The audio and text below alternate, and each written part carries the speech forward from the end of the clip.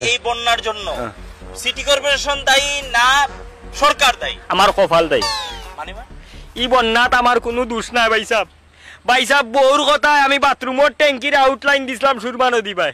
সুরমা নদীর পানি ভুলিয়া ভানিয়া মাইছে আউটলাইনে দি ওই রাস্তা গাও বাসিয়া গেছে। এখন মানছে কইন আমার পাইপে দি বলে আগে ভানিয়া মাইছে আমি বলে যাই। আল্লাহর কসম খোদার দুয়াই আমার কোনো দোষ নাই। বউয়ে বুদ্ধি দিছিল যে আউটলাইন গু সুরমা নদী বাই দিলাম। ই কি কপাল, ও তাইর কথায় দিছিলাম আউটলাইন সুরমা নদী বাই, সব পানি নিয়ে আউটলাইনে দিয়ে আমাই গেছে।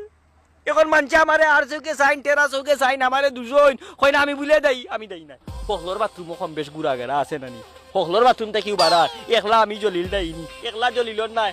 আমি আর আমার বউ দুইজন, আমরা দুইজনের গুড়া গেরা কি তাসা গাঁও পড়ি জীবনী অত কান হইতো না। 5 বছরে 7 বছর আগে বাথরুম বানাইছি। গাঁওর মানছে চাই আর চাইয়া কইগুন গুড়া গেরা দেখুন বাসের ইগুন বলে আমার মানছে টেরা চৌকে চায়। সাংবাদিক সাহেব আপনি সাংবাদিক মানুষ আইছেন যখন এটা সমাধান করি যাওকা।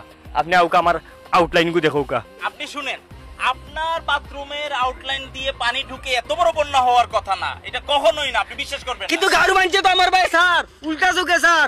গাঁর মানছে আমার ট্যাঙ্কির ওগুন বলে গাঁত বাসি গেছে। আপনি আমার ট্যাঙ্কি গু দেখোকা, আপনার ক্যামেরা গু ট্যাঙ্কি তার এ দেউকা খুনতা নাই। আপনি বুঝতে পারছেন না, আমি একজন সাংবাদিক, আমার এই লাইভে এসব যায় না। না আপনারা আরো কত জায়গা দিয়ে আমায় না না বুঝতে পারছি, বুঝতে পারছি। আমার ট্যাঙ্কি আমার বউয়ে আমারে খেলার করছে, তাইর কথা আমি সুরমা নদীতে আউটলাইন দিছিলাম। আমি বুঝতে পারছি, বুঝতে পারছি না না আমি বুঝতে পারছি আপনার সমস্যা আমরা তুলে ধরবো। বউর কথা আউটলাইন দিয়ে আই সাংবাদিক আমার বাড়ি বিকালে কিবা পুলিশ আইছে গো সাংবাদিক তোর কথায় বাড়ি। আল্লাহ রে বাপ বউর বুদ্ধি লইছিলাম আইজ আমার লেফটিন গু বাইরা লই গেছে রে আল্লাহ। আমি তাইর বুদ্ধি এখানে ট্যাঙ্কির আউটলাইন গু সুরমা নদী বাই দিতাম। আইজ মানছে কই না আমার ভান ট্যাঙ্কি বাই বলে পানিয়া মাইয়া বন্যা হইছে। বন্যার দায় নেওয়া লাগে বউর বুদ্ধিতে। দুনিয়ার মানছে বউর বুদ্ধি উনিও নাবে আমারে কালার কইলিছে আমার বুদ্ধি।